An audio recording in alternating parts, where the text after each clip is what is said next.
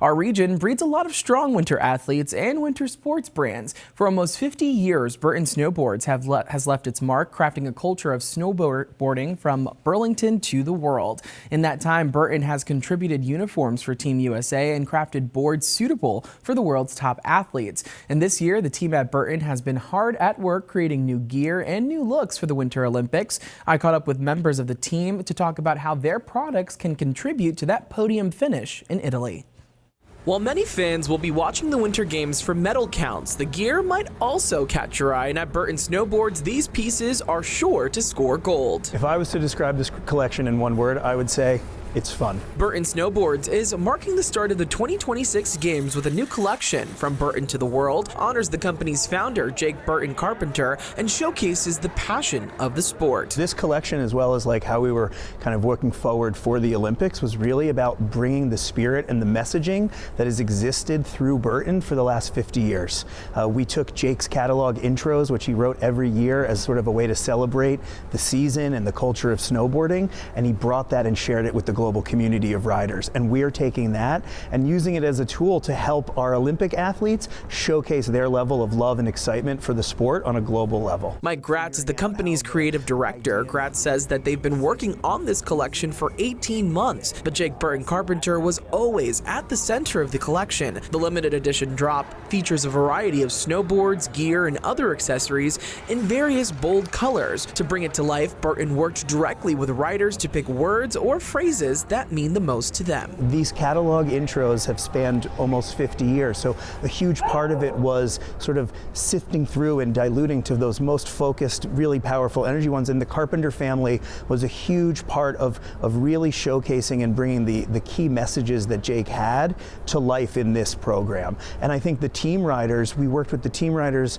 to share with them the color palette of the boards, but also the quotes themselves, and they worked with us to pick the specific combinations of the quote and the color and what resonated and spoke to them most as individual athletes and riders. This was about the riders and sharing Jake's story, and the best way to bring that to life was via the boards. The boards are the piece of machinery, so to speak, that these riders are utilizing to do what they do. And I think we just wanted to share and celebrate from a perspective where everyone could get a piece of this and be excited about it. Just steps away from Burton HQ, a team of engineers works on the boards at a prototype facility. The goal is to perfect the high quality that the company is known for. They also work directly with the riders before competition to figure out what they need to pull off moves that will land them a spot on the podium. The Craig Kelly prototyping facility opened in 2011, and it is essential for prototyping all of our new snowboards as well as building most of our team boards. So anyone that you see in competition will likely be on boards that were made here and prototyped here. So it plays a huge role in making sure our team is on the best products that they can be to help them perform at the highest level. Evan Fincis has worked as an engineer with the team for over 3 years. He says when it comes to collections like this, with tailored boards heading to Milan Cortina, it all comes down to the millimeter. I think the biggest thing that people don't expect is how small of details matter. You know, most snowboards are designed in millimeters, so we're talking 1 or 2 millimeters here or there, and that can make a really big difference for how the board's performing.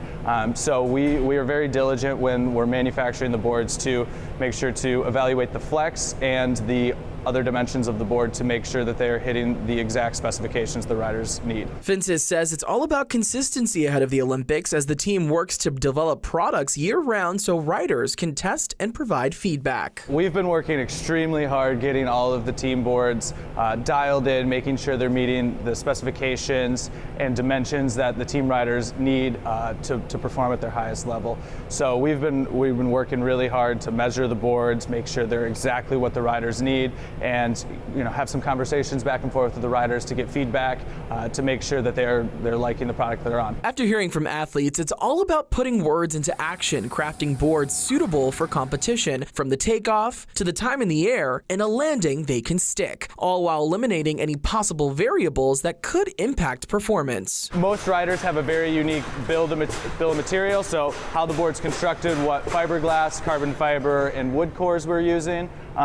And so we utilize those to really fine-tune the performance of each board for the specific riders. And it all happens in Burlington. The process starts with a flexible aluminum base outlining the specific model of the snowboard being created. A layer of bioresin is then spread within the lining of the board, followed by a layer of fiberglass, the wooden core, another layer of bioresin, and more fiberglass. Modifications are built into the process depending on what riders are looking for. A big thing with the riders is stability and being able to trust their board. So making sure it's stiff enough to support them through a landing or through a takeoff, and giving them that extra boost or jump into the air.